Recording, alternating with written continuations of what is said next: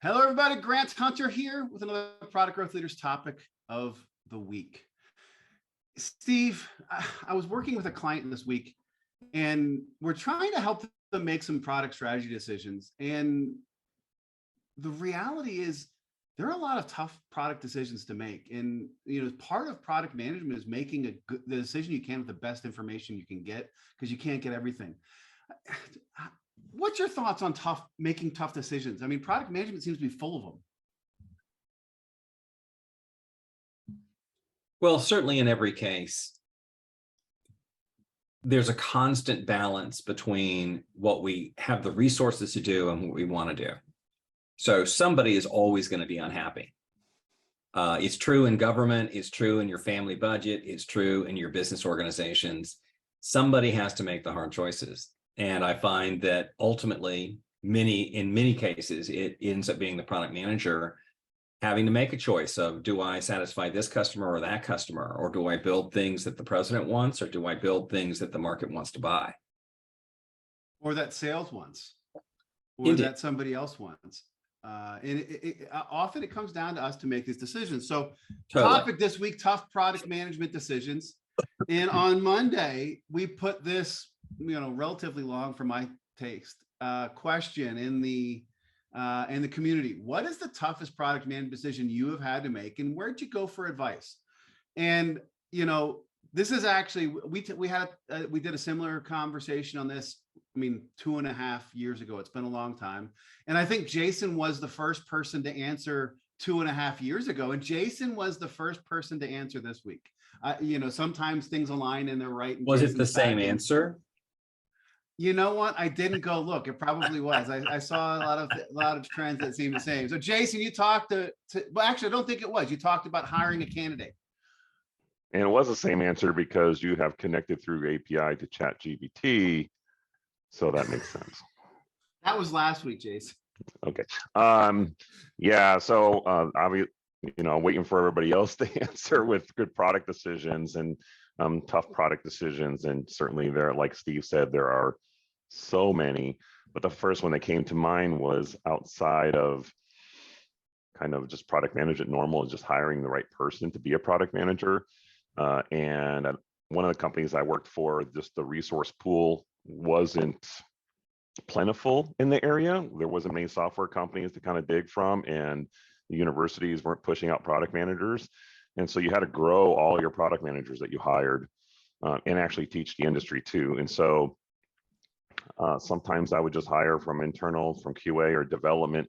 And sometimes I would find candidates that had the right stuff. And we spoke about that a lot during Product Growth Leaders, like what is the right stuff for a product manager. Yep. But I was hesitant. I had a project manager that wanted a job and interviewed pretty well, but I was hesitant because they had no product managing experience. And it seemed like they were so focused on project management, which can be a diversion. It can be a completely separate path, right? And so I didn't have anybody to go to advice, kind of used a gut saying I could teach this person to be passionate about product management. And then hired them. And that was really tough to just hire that person and try to have that confidence. And it ended up not working out because they were so passionate about project management that when it came to doing the product work, it was a bit of like butting heads. And so not with me, but just with themselves in the roles, the conflict of the roles. And they ended up, they're a very senior project manager today, but they never went back into product management after they left that company. And why was there a conflict, Jason? I mean, was it the inability? Was it the belief that if we just Ganted it just right, we'd be able to do more than is possible? Yeah, they were so focused on the process and tasks that they weren't able to holistically think about product and the customers. Mm. So product managers, like, we're supposed to be thinking about the market and serving our customer base and providing value of the product to our customer base, whether that's internal or external. But a project manager is about executing tasks that have been defined in a work breakdown structure with begin dates and end dates in a final project. And so it was that kind of conflict where I was trying to encourage them to think about the product, what needs to happen to get the features, and that it was all about what's the tasks. And so that was the conflict. This actually, I'm going to go a little off down a separate path, follow this down a similar path, but I've had situations where I hired somebody internally who came from marketing, more pure marketing, not product marketing, into a product management role. And I had a similar issue where they kept drifting into the sort of execution, tactical marketing stuff of it, not the strategic product role. Is this something, I mean, we've had many conversations about these different activities that product management gets pulled into, project management and sometimes QA or whatever it may be. Is there a challenge in bringing people from one of those roles into product management and with them going rogue, right? Going back to where they came from or where they were? Are you asking me? I'm asking the panel. So my experience is that as a product leader who's hiring these people, you have to be aware of where they're naturally going to gravitate to, which could be a good thing because you can capitalize and use that specific experience, whether it be QA, development, design, marketing, and you can use some of that, right, to enhance the overall A team, if you will, of your team, which is great, creates diversity in education and experience. However, if gone unchecked, and you just let them go, like you said, rogue, then they will start to focus on the tasks that they are more comfortable with because that's their natural gravitation. And so it's our job as leaders to just use those powers, but make sure that we're ending up have them going towards the same mission of what we're supposed to be doing as the product team. My first time as a product leader, director of product management, having people work for me, I actually made a trade. I don't know if you're allowed to make trades in most companies, but I traded my product manager for SE because my product manager was doing the SE role and the SE was a little better knowledge of the market. And so we just traded them. And that's probably smart. Yeah. Yeah.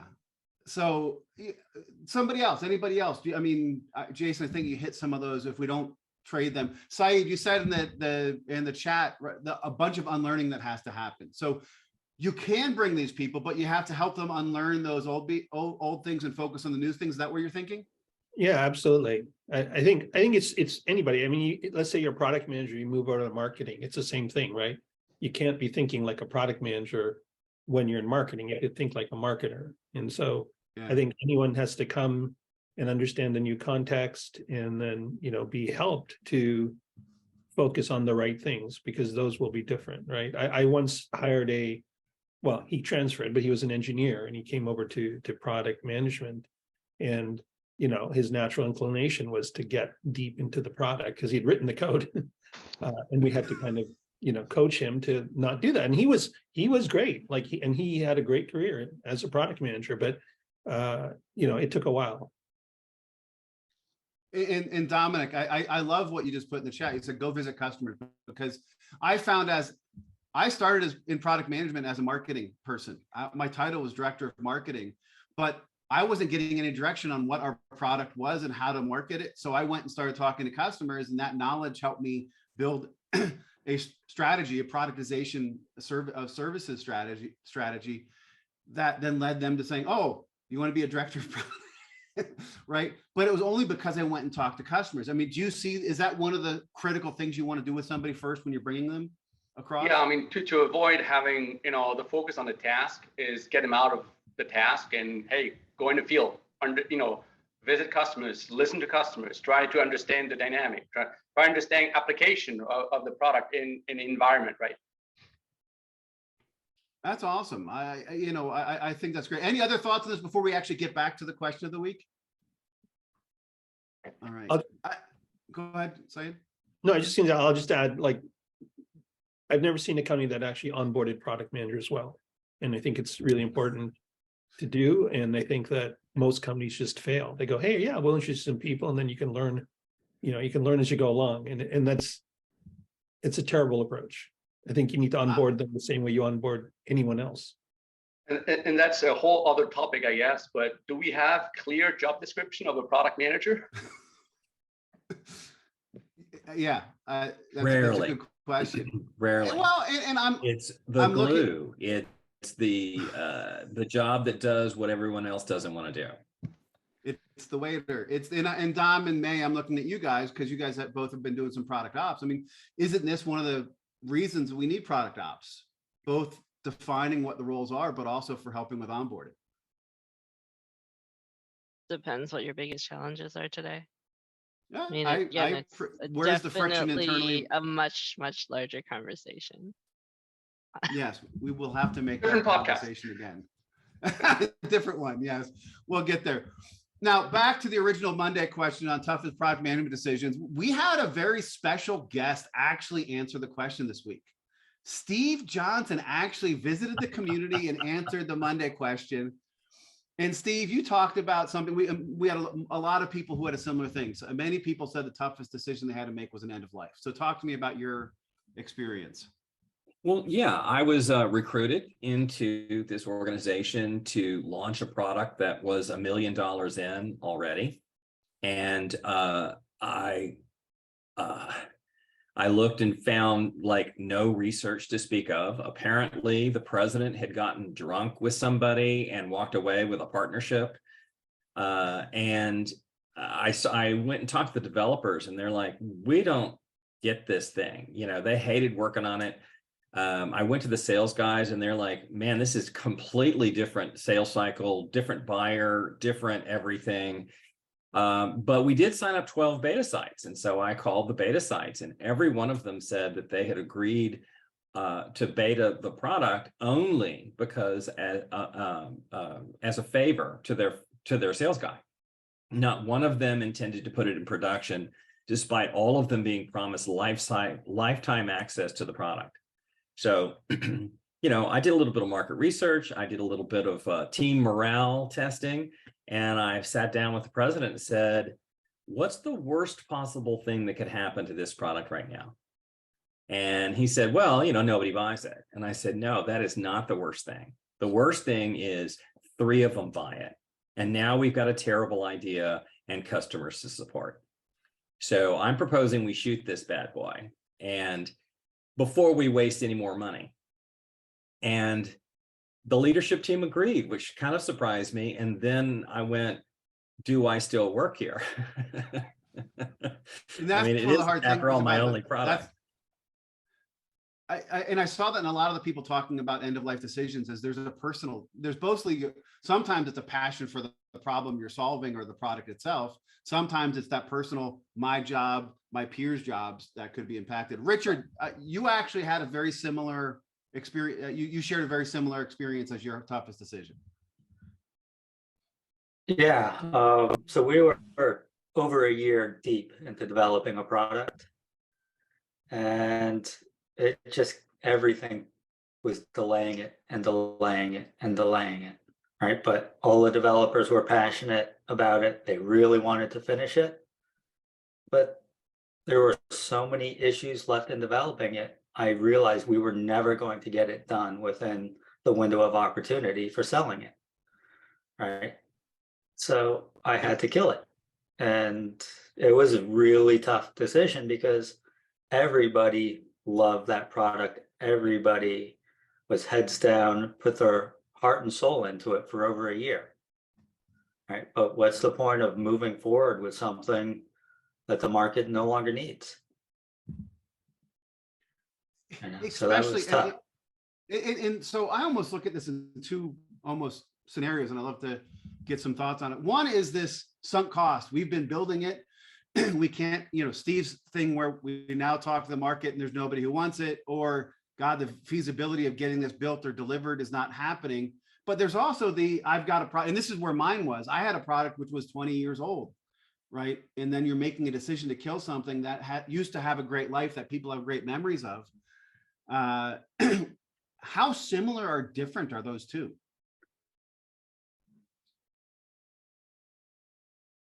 I think the second one is much, sorry. No, you go ahead. Saeed.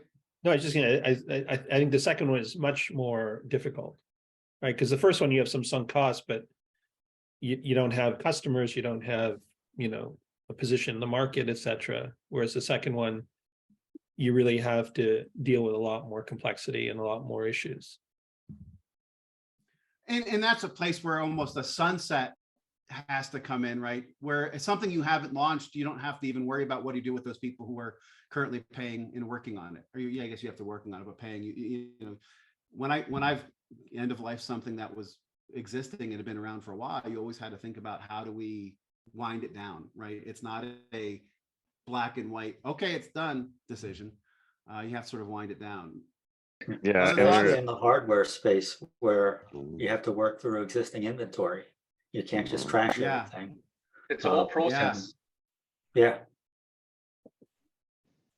And Jason, part of you the were gonna say? process, right, Oh, is to go ahead, avoid Dom. the whole personal aspect, the attachment, the emotional aspect of a product, right? You need to wind down. Yeah. Jason?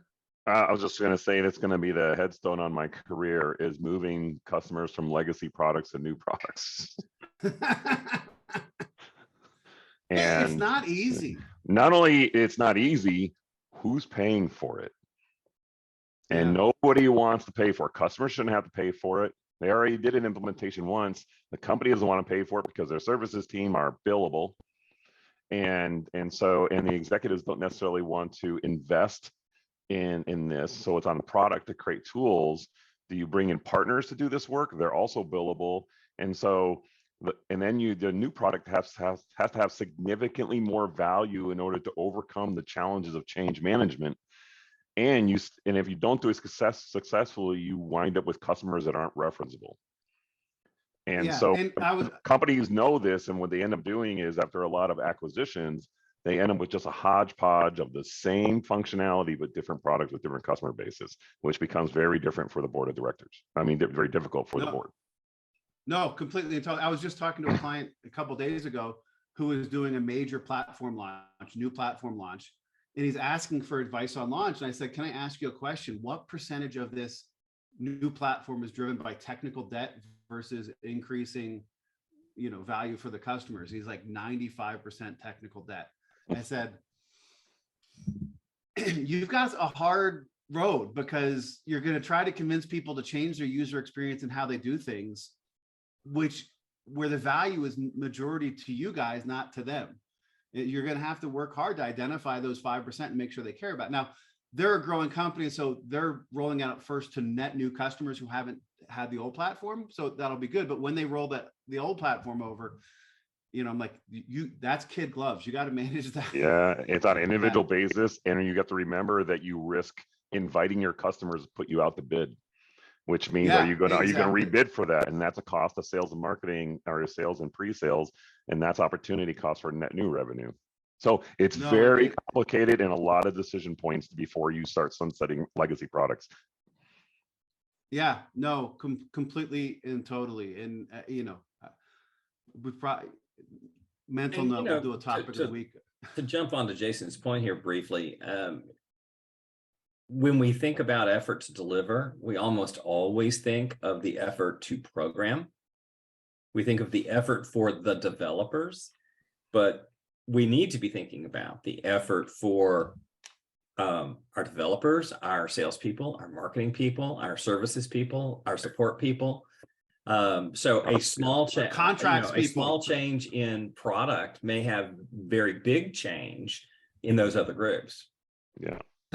So Steve, you just touched on a very challenging situation that I've been dealing with this week, right? So I'm 1 month into this new job, and last Thursday and Friday, they had me presenting the roadmap for the next quarter, which I had no part in creating because I haven't been there, right? And so as I'm presenting this, right, I see new feature number 1, new feature number 2, platform stabilization number 3, right?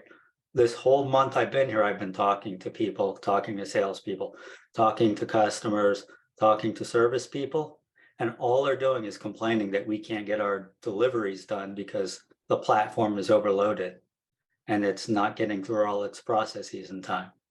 So as I'm presenting this roadmap, as this new person, I had to stop and say, wait a minute. I actually think we need to move number 3 to number 1.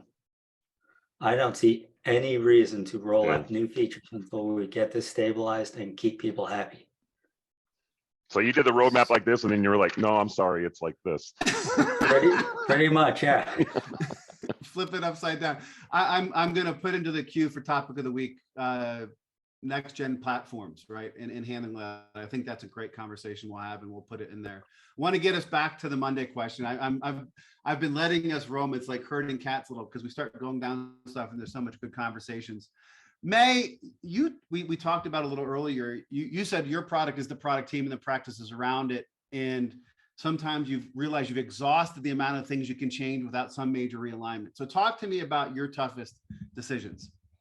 So, I mean, I feel like this is the same even when you are owning a regular product and your product isn't a team, right? There comes a point where the things you want to do with that product isn't politically palatable, and it's not something you can actually end up doing within that organization for an assortment of reasons. Even if you have like all of the justification, evidence, data, whatever to back it up, you might still not be able to, get the people you need to help you build that next step, next gen, to break into the larger market, grow the product, whatever it might be. And when you come across that situation where you can't really do more, it might be time to go.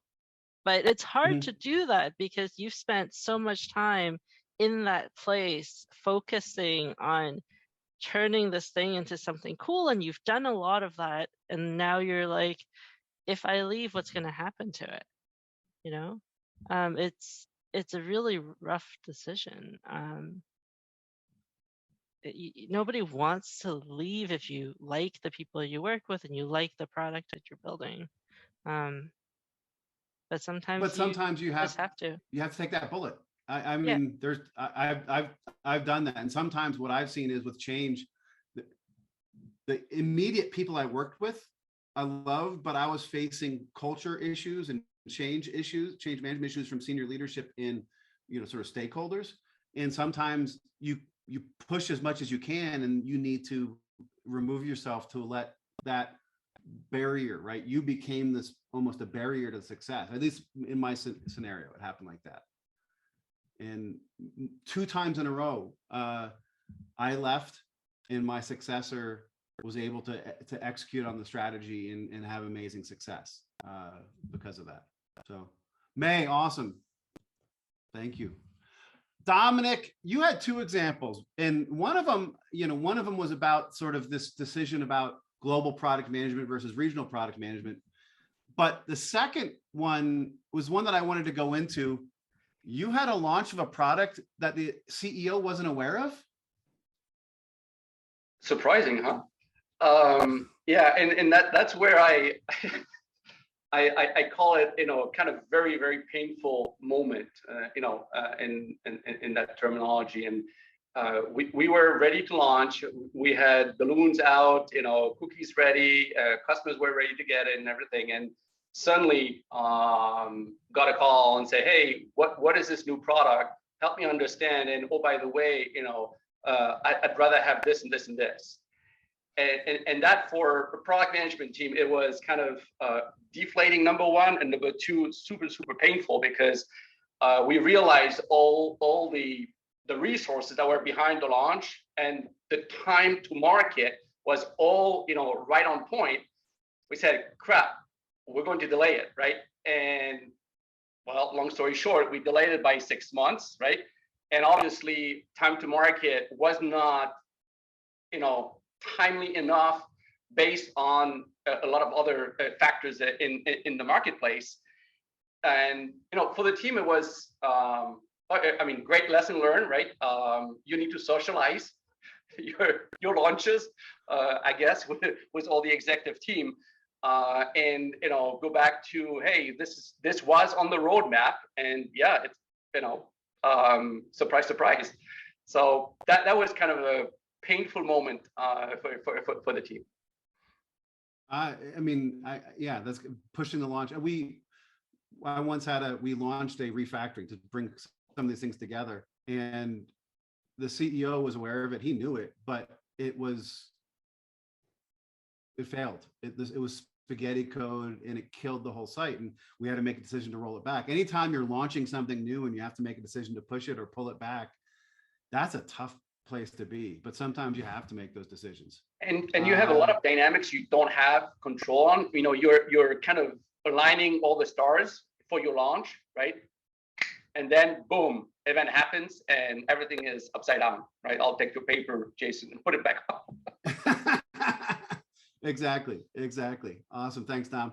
Cory, I'm going to come to you, then Saeed, I'll get to you and get your take on this. Cory, you said you've had the same hard decisions many times, always for various reasons. Talk to me about that for you. Yeah, it's the decision to leave a company. And I realized that when people were talking about the reasons to fail or to sunset a product or something like this, sometimes I get so invested in the product, I become the product that I'm building, or it becomes a part of me, and it feels wrong to shut a part of it down or leave it with a team I built up and the 6 awesome people I've hired and the relationships I've built and the system of everything that we've got. It feels good, but there's things that are nagging at me that I need to leave for. That decision, the times that I've made it have been, take weeks to decide, very stressful for me. I have to do a lot of things. I go deep in the tank, and it's not an easy one to make. It's the right one to make. It's just not an easy one to make. But those are the things that happen, sadly, when I get too wrapped up in it. And sometimes I can, usually divorce myself from the product before I leave. So it's easier to do that.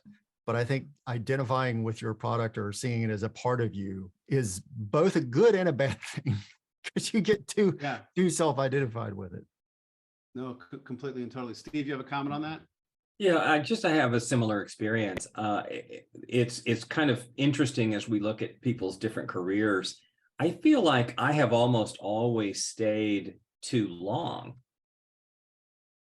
for exactly those reasons. I love the products, I love the company, I love that person, but it's not, I'm not moving to where I need to be. And I look at some people who change job every 3 years, and I'm like, wow, that seems like a lot of job hopping, but it's kind of the norm today. But I look back on my career and I think maybe I stayed too long at a number of these places. I was having dinner with some friends the other weekend, and they were talking about how they've been at their company, their job, mostly their job, but their company for 26 years, 24 years. I'm like, God, how many jobs have I had in 24 years? And Cory, I was going to say 3 years, Steve. I was lucky to make it to 2 years. I think 18 months to 24 months was my typical window. I even had a CEO interviewing me say, hey, Grant, I'm looking at your resume and I see that you've moved to a lot of jobs. And I had the answer in my head, right? And he said, what do I need to do to keep you longer? And he actually did. Be a jerk. Well, I said, That's great. You're hiring me to figure something out, to solve a problem. Once I've figured it out and solved that problem, don't expect me to stay here and manage it. My job, I'm a problem solver. You bring me in to solve problems. Don't then have me maintain it, right? Find somebody else and put me on a new problem. And they did that. And the only give me a second. The only reason I left was to go teach and replace Steve. That's where I left that one. Saeed, I am going to get to you. I'm going to give May a second on this. Sorry, this has been bothering me all week. So I spent a lot of time talking to product ops people, and these people, everyone just talks about the processes that they're going to build and then maintain. And it's always expected that the person building it is going to maintain it.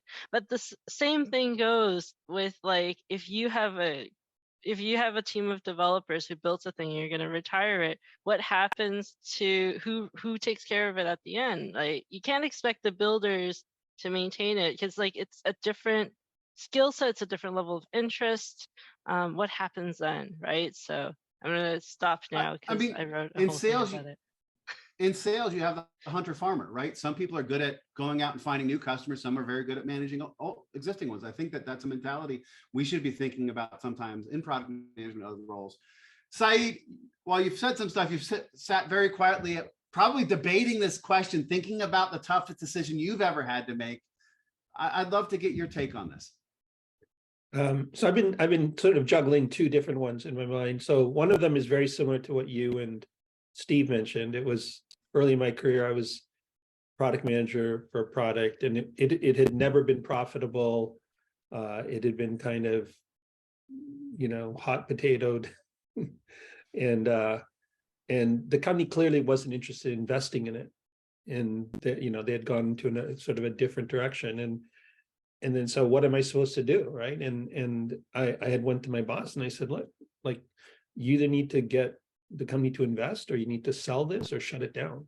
And it's like, here's the product manager going, hey, like, this product needs to be, sunsetted or something. And it was funny because he was great. He was a great manager, and we talked about it, and he said, well, if that's how you feel, then you should bring it up. And so at the next sort of management meeting, I brought it up, and it was funny because around the room, like, there were a lot of surprised looks, but then the engineering VP was like, yeah, that's true, because I got a couple of guys on it, but they could certainly be doing more valuable stuff. And it was interesting because the CEO then was like, no, we're going to invest in it, and then 6 months later they sold it. So but just kind of early in my career going, hey, we need to kill my product was not an easy decision to even raise. So it's tough. Yeah, it's especially when you've got other people above you who are questioning it for the wrong reasons. I was working with the president of our division, my senior vice president, and myself, and we were working on a partnership, and the president came up with a idea for a scheme for how do we share revenue and make something work, and would it help us grow? And I was responsible for like modeling it, and I modeled it, and I went to my senior vice president and said, I modeled it it doesn't make sense. And he goes, Charles, the president's name was Charles came up with that idea. You go back and make it work. And I'm like, no. It was a tough decision to tell and luckily I got into a place with the CEO, with the president and my senior vice president. I was able to have that conversation. Says, okay, it doesn't work. And he became a good mentor, and I did a lot of stuff. But it's so tough, especially when you're a little more junior, to make those stands, right? Because we're afraid of our job. We're afraid, of going against, this maybe goes back to our whole toxic culture type stuff, right? Depending on where you're going to go. Wow, some great insight. And actually, Saeed, I'm glad you talked about this idea of end of lifing it versus doubling down and reinvesting in it. And I want to use that as a pivot to the poll. What is the most frequent type of tough product management decisions? We've talked about end of life, and sometimes if you're good at it, it could be a frequent decision because they'll move you. I've had a lot of end of life decisions, which means I've also had a lot of new innovation because we have to figure out where do we go from there. So that's one of the options we gave. Investing in a failing product, hiring or firing, which we've talked about a couple of times, deciding to leave a company, which was talked about, and other, it depends. And right now, I mean, it's clear investing in a failing product has the most. I want to go to some of the other ones and start with other, it depends. Dominic, talk to me about where your head is. Yeah, I mean, I looked at the question, and in the question, there was the most frequent type, right, of tough product management decisions. And they're all tough, right? But the bottom line is, and we do that all day, it's prioritization, right? And to me, it's the key element, because you need to have this great balance between the customer needs and business capabilities, and you do that all day long. I mean, that was my for the first time I think I'm answering other this poll. No, and I almost put prioritization on here, and then I was thinking that would be the overwhelming. I was trying to make it something we could vote on, right. And I think in my head, prioritization would have been, everybody would have gone there. I know Cory would have gone there. With that, I'm going to go to Cory and Jason. The two of you both said hiring or firing. Jason, you talked a little bit about with your situation. I'll start with Cory on this one. So I wanted to make a general comment because it builds on what Dominic just said, but also something that was said earlier. Hard product decisions, to me, are table stakes. You're going to do those every day. They are difficult. They are painful. They are combative in some places. They are not easy to do. You're going to get some of them wrong. That's okay. That's what the job is sometimes. And you're going to do that every day. So I don't see making a hard product decision, prioritization as a hard product decision. It could be harder if you let it, but it's something you're going to do day in and day out. And that's why when I answered this question with the answers that are there, most frequent type, I think are hiring and firing decisions, because those are the ones that we should be making more frequently than ending a life of product. That's probably a one-time thing, hopefully. Investing in a failing product, hopefully you're not failing for too long. And you really only decide to leave a company once.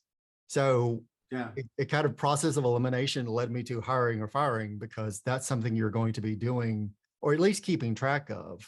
Always be recruiting, always be, talking to teams and evaluating where you're at and where your teams are at and whether you need to add or subtract. Yeah. I like that. Jason, other thoughts on that? Yes, I liked Cory's thought process for the process of elimination to get to the words. It's really good, Cory. Which you voted, but you voted. Cory wins influencer of the day. He's my next sales guy I hire. Wow. All right. I don't want that. You're both in Carolina, so maybe you can figure out how to make that happen. Yeah, we'll roll All right, down well, one of these days. But yeah, I totally agree with. I mean, but tough decisions every day. It gets tougher when I have to start thinking of areas that I don't specialize in product management, don't specialize in hiring and firing, and so those become the more uncomfortable areas, because it's not more in my DNA. Like thinking about products and customers and things is something that I naturally do, and decision making around that is more of what the job is. But hiring and firing, it can be very tough because you're dealing with humans at that point too. No, completely and totally. May, and I think I see Richard's picture on investment in a failing product. I'm going to start with May, and then Richard. I think if that's you, I'll give you a chance. So I feel like every time you make an investment in a failing product, I mean, that's why I picked it, because you continuously invest in a failing product if you are doing that, right? Like, it's a really hard process to actually hit end of life. It's a long process, especially if you're in B2B. There's a lot of things that go into it. So until you push it into end of life, or it might not even be a full product, it might be like an entire feature set that needs to go. So I think it's important to think about, like, if you're talking about frequency, I feel like the most frequent is definitely investing in a failing product. So this entire conversation has prompted me to write an entire lengthy blog post on maintenance mode. And it was a lot of fun to think through. It's never an easy decision, but it's our job to say, hey, this product isn't doing so well. Let's talk about why, and like, should we pull the plug or should we reinvent it? Yeah, and I mean, for me, I think about our conversation a few weeks ago with Adam Thomas on his survival metrics, and part of this is, as you're failing, you need to be thinking about how do you make those decisions. So maybe a framework like his survival metric framework would help you make those types of decisions, but it's still tough because people are pushing, and if you still see the opportunity, if the opportunity is still there and the problem is still there and the value is still there, sometimes it takes a couple pivots to get to the place where you have it right and to get to that product market fit. And sometimes you're failing until that. So I voted here as well. Richard, your thoughts? Is that you that I saw there? That's not me, but I still have thoughts. And for me, the most frequent ones should be, depending upon the size of your company's portfolio, end of lifing of products. My last company had over 30,000 SKUs. Right? Wow. Because they never wanted to end of life anything. And you'd have a salesperson that would sell something where, like, all right, we're going to sell 5 of these a year for the next 20 years to this customer. And it becomes impossible to maintain, right? But they're like, we've got to keep this one person happy, this one customer happy. We've got to make sure this is available for the life of the machine they're putting it on. You can't end of life it, but then you struggle to get components to support it. So those are tough ones, right? Hiring and firing. I don't think those are frequent things, right? You shouldn't be hiring people every week, every month. You shouldn't be firing people every week or month. Those are very rare things that you're going to deal with. It depends on how Investing in big, a just like you failing said, product.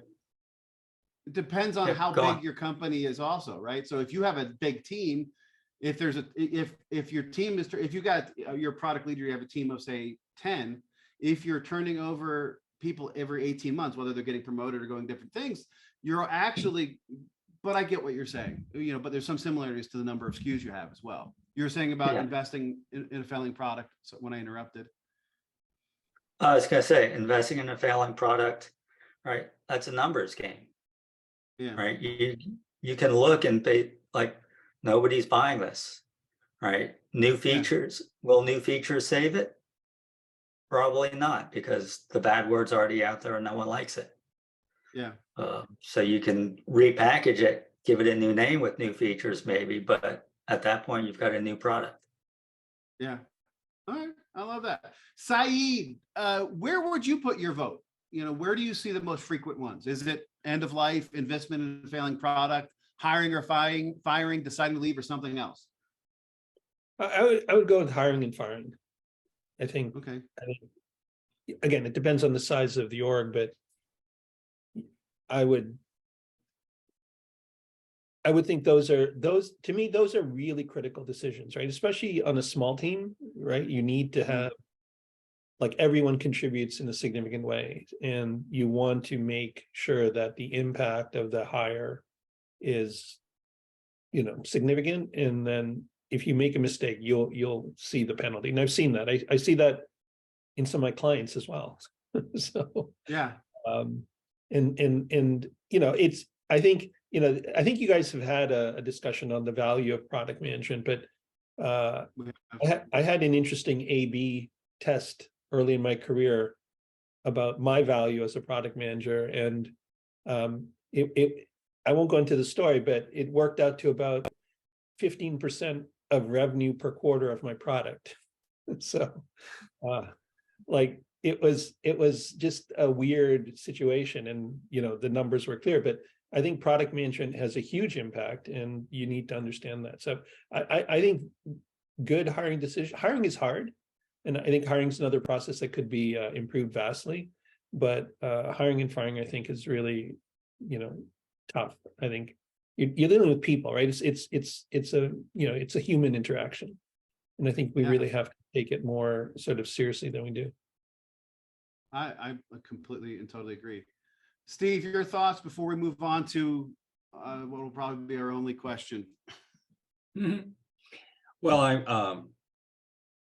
I think I agree with Richard that in terms of frequency, you know, it seems like we frequently, I have struggled with sunsetting products because I guess I do that more frequently than I do hiring and firing.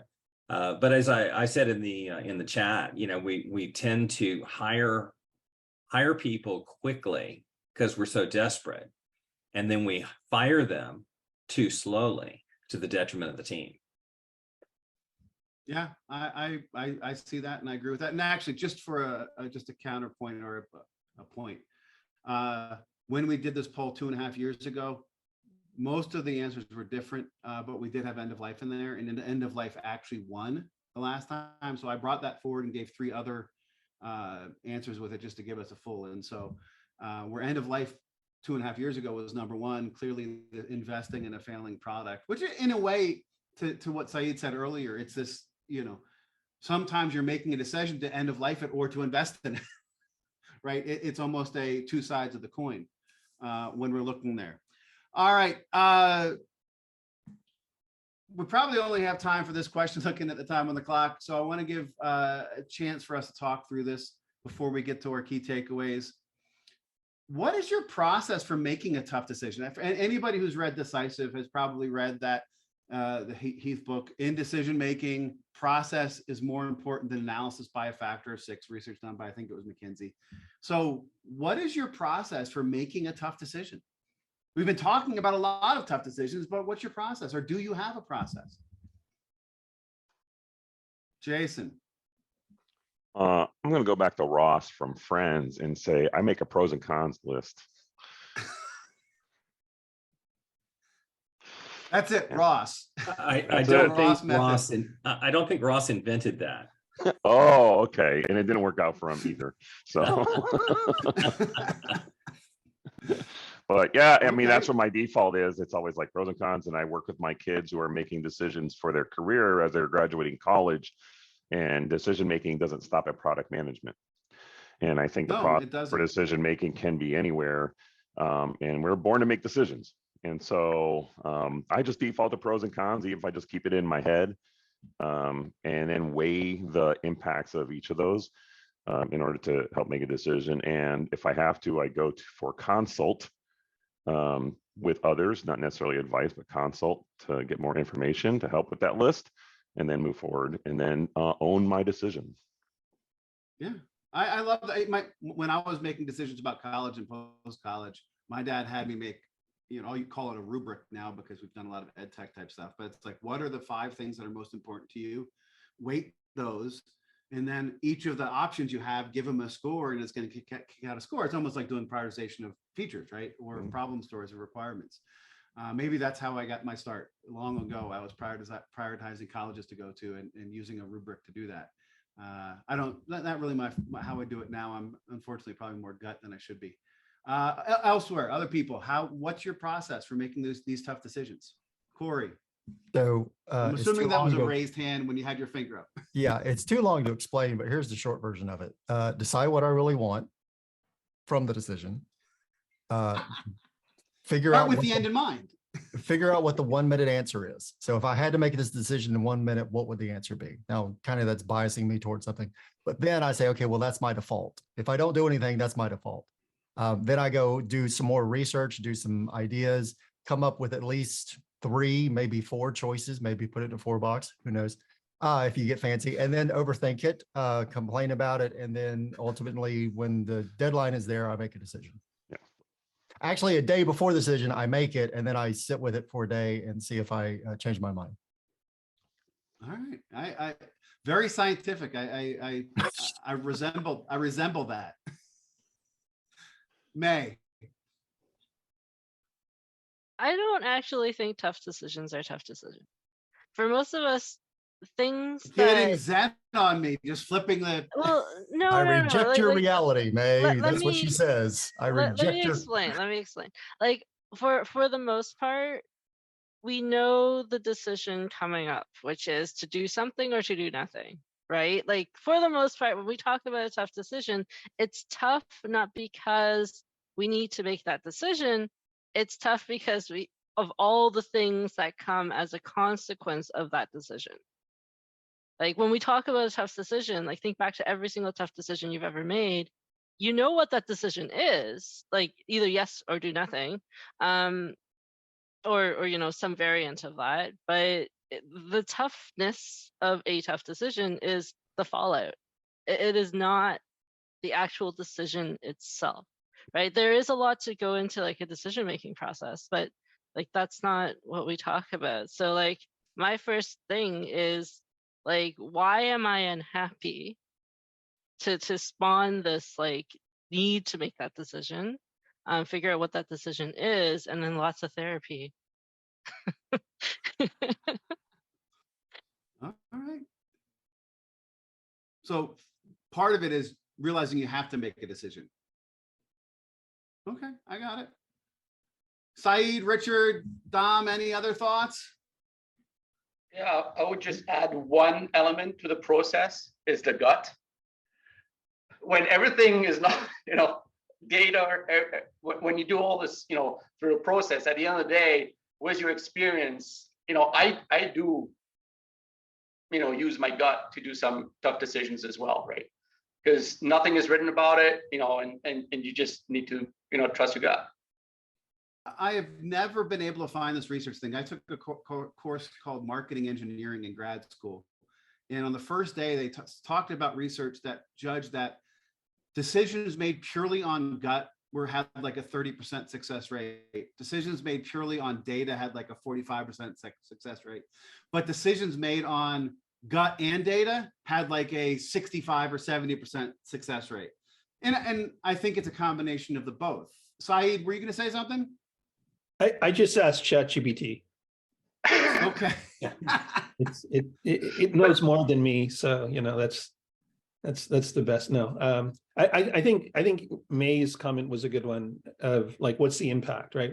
What's the impact of decision? And in a sense, a guy told me once, and I forget who it was a friend of mine years and years ago. He said, "Don't make a decision today that prevents you from making a decision tomorrow."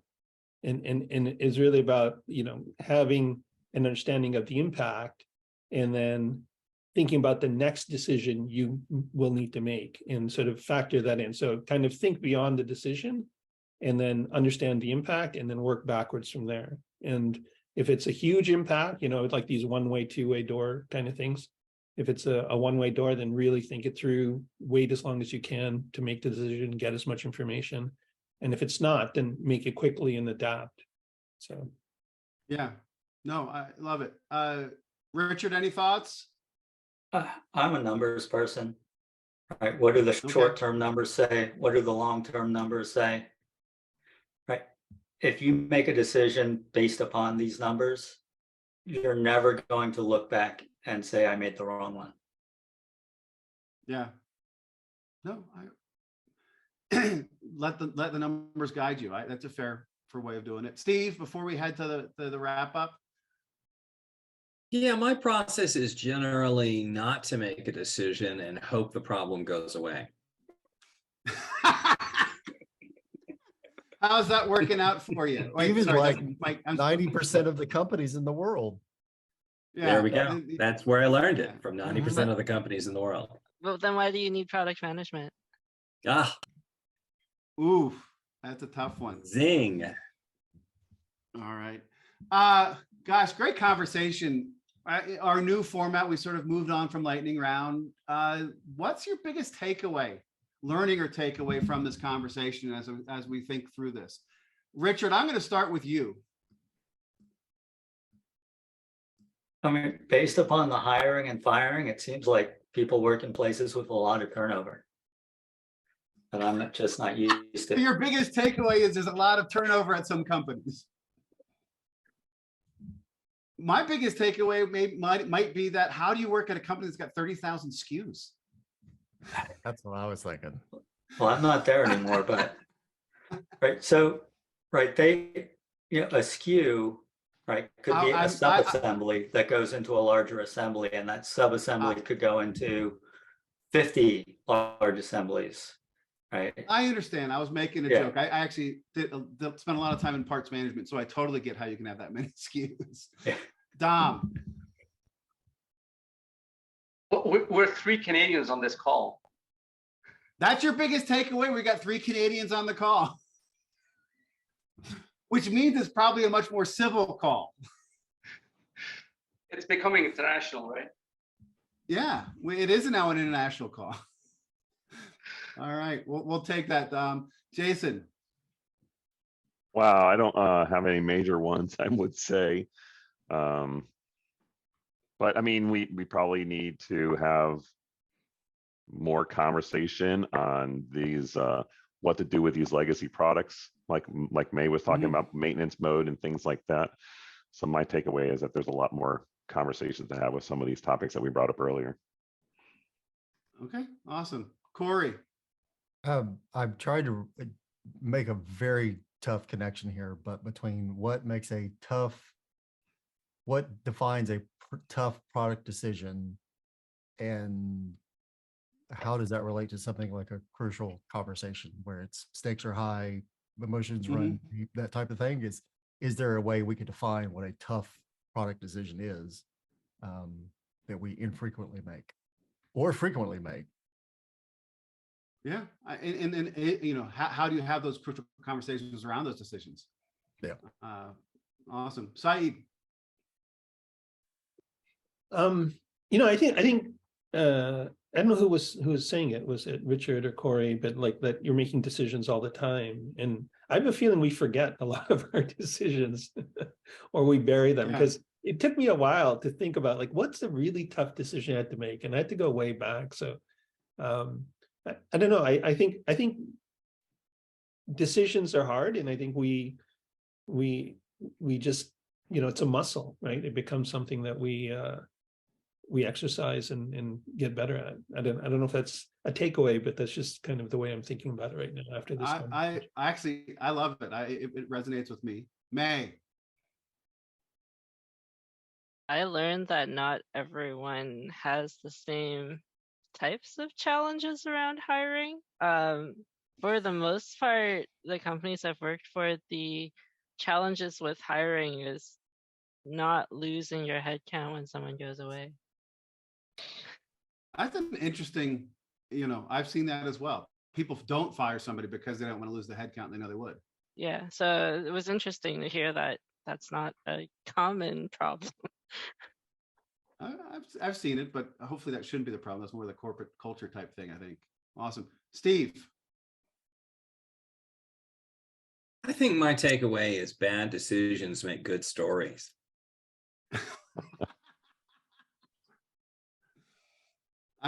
I like thought that. that's Bad why you chose decisions this make good- topic. No. Actually, I will say my takeaway is that I need to make sure Steve makes decisions, because if his process is not making decisions to avoid them, I need to start making sure that Steve's making decisions, because that could impact our business. So guys, wonderful call. Great learning. Saeed, thank you for joining us on this. Hopefully we can get you back for some more. Next week, our topic of the week is going to be product management superpowers. So start thinking about product management superpowers, and it'll be in the community. And we do this every week. On Monday, the question goes into the community. On Wednesday, the poll, and on Friday, we have these amazing conversations. Saeed and Richard had to drop off. Thanks to both of them for being on here. Dom, Jason, May, my partner, Steve, thank you guys so much for a wonderful call. We'll see you guys next week in the community. Have a great weekend, everybody.